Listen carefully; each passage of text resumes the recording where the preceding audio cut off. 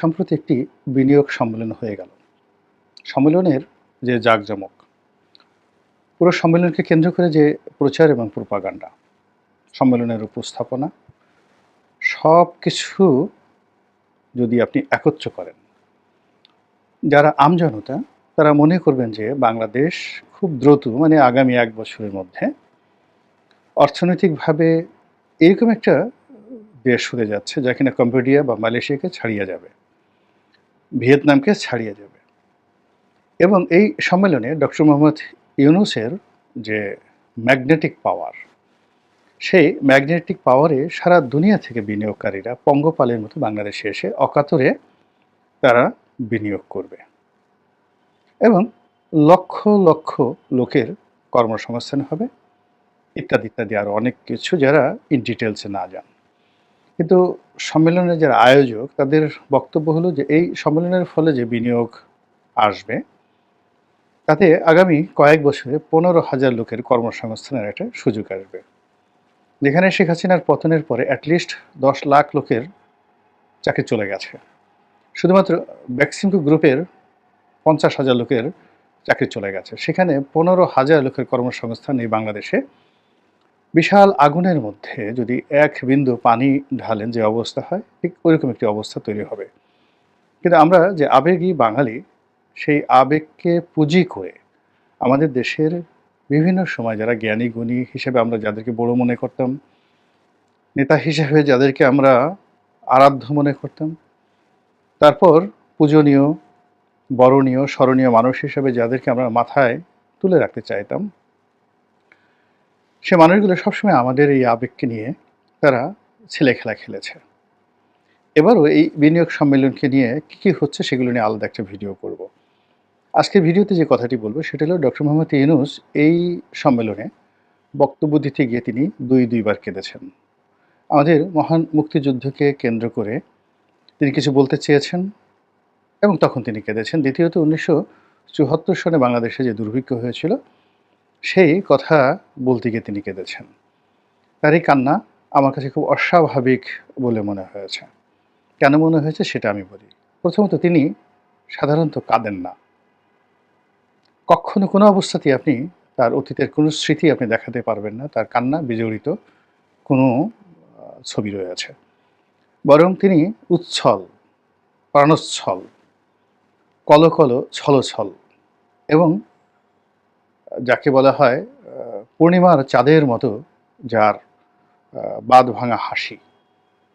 তিনি সারা দুনিয়াতে মশহুর, বিখ্যাত তার সেই ভুবন মোহিনী হাসির জন্যে। এর বিপরীতে আমরা কখনো তাকে কোনো কাঁদতে দেখিনি। দ্বিতীয়ত তিনি টাকা উপার্জনে খুবই দক্ষ, এতে কোনো সন্দেহ নেই।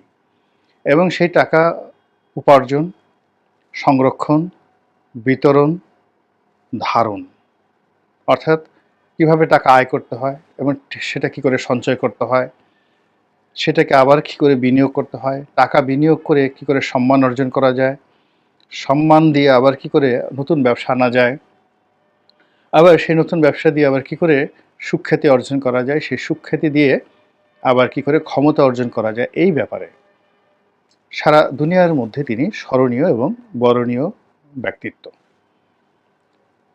এরপরে যে ঘটনা হলো যে আমাদের বাংলাদেশে অনেকগুলো সংবেদনশীল সময় গিয়েছে।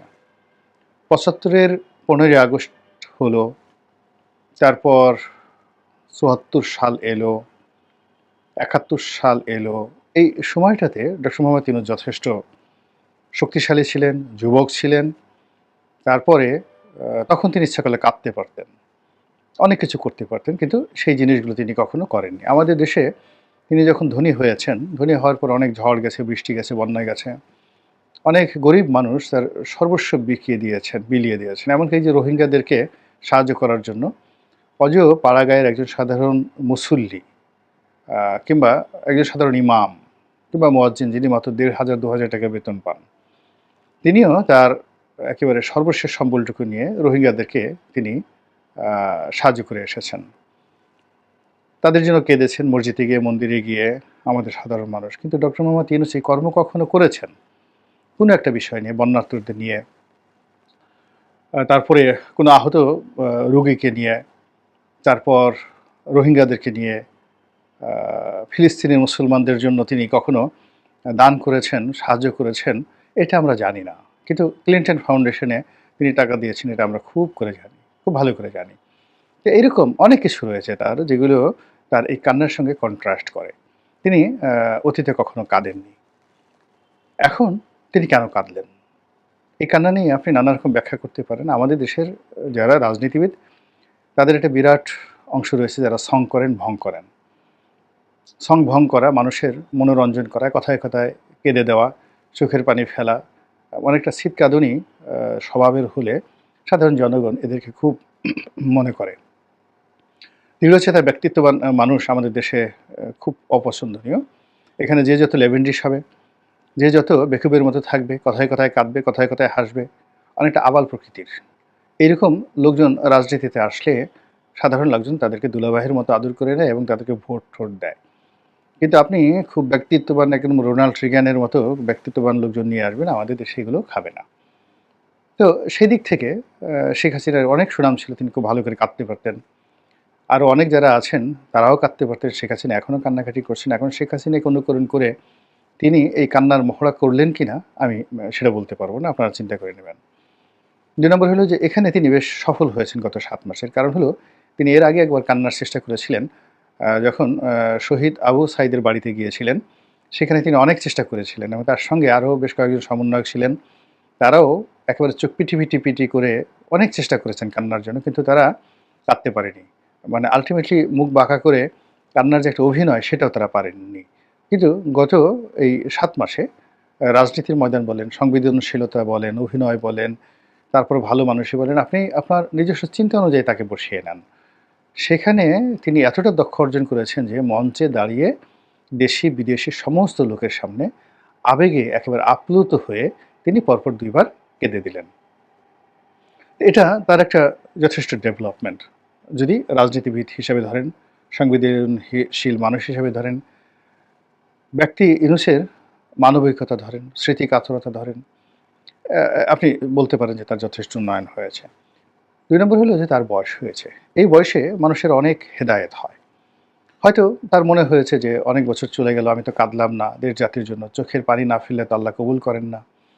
তো ইদানিং তিনি মসজিদে যাচ্ছেন কিনা বলতে পারব না, তবে ঈদের নামাজ পড়েছেন, জানাজার নামাজও পড়েছেন, আমরা দেখতে পাচ্ছি। তো এই কাজগুলো তো তিনি কখনো করেননি। ফলে মৃত্যু নিয়ে, আল্লাহ নিয়ে, রাসূল নিয়ে, পরকাল নিয়ে তার কোনো চিন্তা চেতনা আসতে পারে এবং তার ভিতরে একটা ভাবোদয় হতে পারে যে আমার এত টাকা, এত পয়সা, এত সহায় সম্পত্তি, কি হবে আমার? ২ টো মাত্র মেয়ে, একটা মাত্র মেয়ে আমেরিকাতে থাকে, আরেকটা মেয়ে বাংলাদেশে আছে। তো এই বড় মেয়েটা তার বিয়ে থা কোথায় কি হয়েছে, ছোট মেয়েটা তার বিয়ে থা কোথায় কি হয়েছে আমরা জানি না। উনি হয়তো ভালো জানেন। তার স্ত্রী, এক স্ত্রীর সঙ্গে ডিভোর্স হয়ে গেছে। আর এক স্ত্রী আছেন, তিনি খুবই অসুস্থ। তো সে অসুস্থ, তিনি ঠিকমতো খেতে পারেন না, কাউকে চিনতে পারেন না কেবলমাত্র তাকে ছাড়া। তো এই বিষয়গুলো নিয়ে তাকে যথেষ্ট সংবেদনশীলতার মধ্যে যেতে হচ্ছে, এটা স্বাভাবিক। তো এইগুলো নিয়ে যখন তিনি চিন্তা করেন, তারপরে তিনি আখিরাত নিয়ে চিন্তা করেন, তখন তার মধ্যে একটা কান্নার একটা ভাব চলে আসতে পারে। তৃতীয় যে বিষয়টি, সেটি হলো আ যখন মানুষ বয়স হয়ে যায়, বয়স হওয়ার পরে তাদের অনেকেরই একটা কান্নার রোগ চলে আসে। কথায় কথায় তারা কাঁদে। এটা খারাপ কিছু নয়, এটা অনেকেরই হয়। এমনকি দিলীপ কুমারের মতো, যাকে বলা হয় মেগা স্টার, ভারতে আমি, ভারতবর্ষে কেন, আমি দুনিয়ার ইতিহাসে আমি যাদেরকে দেখি, একেবারে উনার সে শুরু থেকে শেষ পর্যন্ত কি পোশাক, কি আশা, কি ব্যক্তিত্ব, কি কথা, সব মিলিয়ে দিলীপ কুমারের মতো এইরকম এক অনন্য পুরুষ আমি আর কাউকে দেখিনি। একদম মৃত্যুর পূর্বক্ষণ পর্যন্ত তার যে কটা সাক্ষাৎকার দেখেছি। কিন্তু সেই মানুষটিরও শেষ বয়সে দেখা গেল হঠাৎ করে কান্না রোগে পেয়ে বসল। তিনি কিছু হলেই কেঁদে দিতেন। এজন্য বাইরে তিনি সহজে বের হতেন না। আর এই সকল বিষয় নিয়ে তিনি পাবলিকলি অত মিটিং-টিটিং করতেন না। তো এই বয়সের কারণে ডক্টর মোহাম্মদ ইউনূসের এই যে কান্নার যে রোগ, এটি পেল কিনা এটা আমি বলতে পারব না। তবে এটি যদি হয় তাহলে রাষ্ট্র পরিচালনায় তার জন্য খুবই ক্ষতিকর হবে। তাকে সবাই জিম্মি করার চেষ্টা করবে এবং তার দুর্বলতার সুযোগ নেওয়ার চেষ্টা করবে। আরেকটি বিষয় তার কান্নার কারণ হতে পারে। সেটি হলো ভয়। ভয় হলো যে আমরা বাইরে থেকে অনেক কিছু দেখি, কিন্তু ভিতরের যে পরিবেশ এবং প্রকৃতি এটি তিনি টের পাচ্ছেন। ভীষণ রকম তিনি টের পাচ্ছেন। তো কাজেই রাষ্ট্র ক্ষমতায় চেয়ারে বসে যখন পুরো পরিস্থিতি কারো নিয়ন্ত্রণের বাইরে চলে যায়, তখন তিনি না চাইলেও তাকে কাঁদতে হয়। আপনারা লক্ষ্য করেছেন যে শেখ হাসিনা পতনের ৪-৫ দিন আগের থেকেই খুব ঘন, ঘন কাঁদছিলেন। ৪-৫ দিন না, ঠিক মনে হয় মাসখানেক আগের থেকেই খুব ঘন, ঘন কাঁদছিলেন। কথায়, কথায় তার খুব কান্না পাচ্ছিল। আগস্ট মাস তিনি পুরোটা কেঁদেছেন। মেট্রো রেলের জন্য তিনি কেঁদেছেন।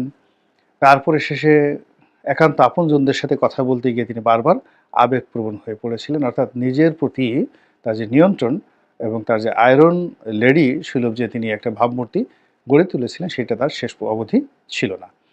তো এটা হয় হলেও যে যখন মানুষের উপর প্রকৃতির বদনজর পড়ে, তখন দুনিয়ার কোনো মানুষ জানুক বা না জানুক সে কিন্তু জানতে পারে। কিংবা ধরুন একজন মানুষের মৃত্যু হবে, আজরাইল তার পেছনে ঘুরছে। দুনিয়ার কোনো মানুষ টের না পাক, যাকে নিয়ে আজরাইল রেকি করছে সে কিন্তু বুঝতে পারে। কিংবা ধরুন আপনি সামনের দিকে তাকিয়ে আছেন, আপনার পেছনে একটা গোখরা সাপ ফনা তুলে আছে, ঠিক পিঠের দিকে। আপনি কিন্তু টের পেয়ে যাবেন। আপনার পিঠে হঠাৎ করে চিনচিন করবে। আপনার তলপেটের মধ্যে হঠাৎ করে চিনচিন শুরু করবে। এবং আপনি মানে আপনার হঠাৎ করে আপনার শরীর অবশ হয়ে যাবে। অথচ আপনি কিন্তু দেখেননি। কোনো শব্দ শুনেনি। কিন্তু জাস্ট আপনার পেছনে একটা গোকরা সাপ দাঁড়িয়ে রয়েছে। এটা মানুষের শরীরের মধ্যে, মনের মধ্যে, মস্তিষ্কের মধ্যে আল্লাহ রাব্বুল আলামিন এই অনুপম কতগুলো কম্পাস তৈরি করে রেখেছেন। তো সেই দিক থেকে আমরা যারা ডক্টর মোহাম্মদ ইউনূসকে আজীবন ক্ষমতায় দেখতে চাচ্ছি, ৫ বছর অন্তত তাকে ক্ষমতায় রাখতে চাচ্ছি, তাকে দেবতুল্য মনে করছি। অন্যদিকে তার অবর্তমানে যারা আসতে পারে আওয়ামী লীগ, বিএনপি, তাদের কাউকে আমরা মানুষ বলে মনে করছি না। এখন আমাদের এই স্তুতি বাক্য শুনে উনি কতটা খুশি, কতটা উদ্বেলিত, আনন্দিত, এটি পরের বিষয়। কিন্তু উনার আশেপাশে কি ঘটছে, উনাকে নিয়ে কি হচ্ছে দেশে, দেশের বাইরে, এটা উনার চাইতে আর কেউ ভালো জানেন না, ১। আর যে বিষয়গুলো তিনি জানেন না, কিন্তু তার জীবনে ঘটতে যাচ্ছে, খুব দ্রুত ঘটতে যাচ্ছে, এই বিষয়গুলো আমরা কেউ ঘূর্ণাক্ষরে কল্পনা করতে না পারলেও আকাশ, বাতাস, চন্দ্র, সূর্য, তারকা, গ্রহ, নক্ষত্র সবগুলো একসাথে ঢেউ তুলছে, ওয়েভ তুলে তার মনের উপর একটা প্রতিক্রিয়া তৈরি করে ফেলছে। এবং সেই প্রতিক্রিয়ার কারণে তিনি যেন না কাঁদেন এবং তার সেই কান্নাটা যেন কোনো অবস্থাতেই সেই প্রতিক্রিয়ার কারণে না হয়, এটা আমি কায়মনোবাক্যে আশা করছি। মহান আল্লাহ আমাদের সবাইকে হেদায়েত দান করুন এবং